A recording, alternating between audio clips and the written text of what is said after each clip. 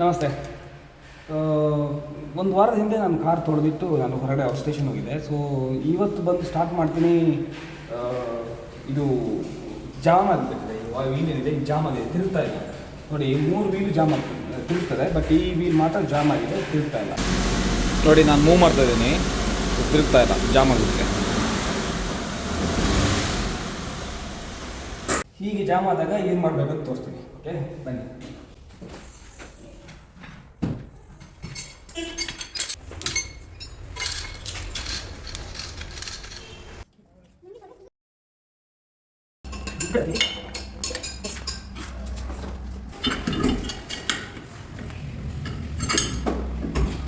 ಈಗ ವೀಲ್ ಬಿಚ್ಚಿಟ್ಟಿದೆ ನೋಡಿ ಇಲ್ಲಿ. ಓಕೆ, ಸೊ ಈಗ ಏನು ಮಾಡಬೇಕಂದ್ರೆ ಒಂದು ಸಣ್ಣ ಹ್ಯಾಮರ್ ತೊಗೊಂಡು ನಿಧಾನಕ್ಕೆ ಇಲ್ಲಿ ಹೊಡಿಬೇಕು. ಇಲ್ಲಿಗೆ ಜಾಮ್ ಆಗಿದೆ, ತಿರುಗ್ತಾ ಇಲ್ಲ.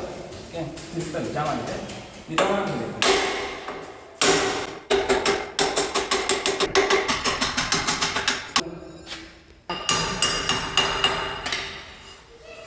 ನೋಡಿ, ಸ್ಟಾರ್ಟ್ ಆಯ್ತು, ಚಲೋ ಆಯ್ತು. ಈಗ ಹೇಗಾಯ್ತಲ್ಲ, ಚಲೋ ಆಯ್ತು.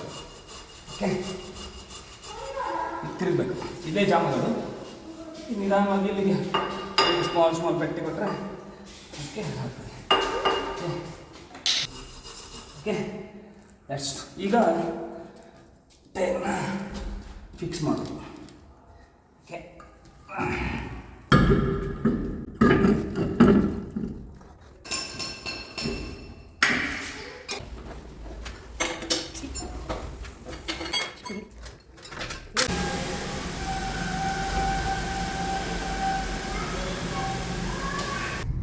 ಫಸ್ಟು ಸಮಸ್ಯೆ ಏನು ಅಂತ ಅರ್ಥ ಆಗಬೇಕು.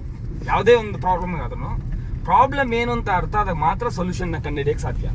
ಸೊ ಹಾಗೆಯೇ ಇಲ್ಲಿ ವೀಲ್ ಏನಿತ್ತಲ್ಲ, ನಾನೇನು ಹೊಡಿತಿದ್ದೆಲ್ಲ, ಅಲ್ಲಿ ಜಾಮ್ ಆಗಿದೆ. ಸೊ ಅಲ್ಲಿ ನಿಧಾನವಾಗಿ ಒಂದು 2 ಮೇಲೆ ಬಿಟ್ಟಾಗ ಆ ರಸ್ಟ್ ಏನು ಹಿಡಿದಿರುತ್ತಲ್ಲ, ಒಂದು ವಾರದಿಂದ ನಿಲ್ಲಿಸಿದೆಲ್ಲ, ಸೊ ಅದು ರಿಲೀಸ್ ಆಯಿತು. ಸೊ ಅಷ್ಟೇ. So first will have to understand the problem, then will have to find out the solution. So thank you so much for watching my video. ಈ ವಿಡಿಯೋ ನಿಮಗೆ ಇನ್ಫಾರ್ಮೇಟಿವ್ ಅನಿಸಿದರೆ ಅಥವಾ ಹೆಲ್ಪ್ಫುಲ್ ಅನಿಸಿದರೆ please like ಮಾಡಿ, share ಮಾಡಿ, ಮತ್ತು ನನ್ನ ಚಾನಲ್ನ ಸಬ್ಸ್ಕ್ರೈಬ್ ಮಾಡಿ. Thanks for watching.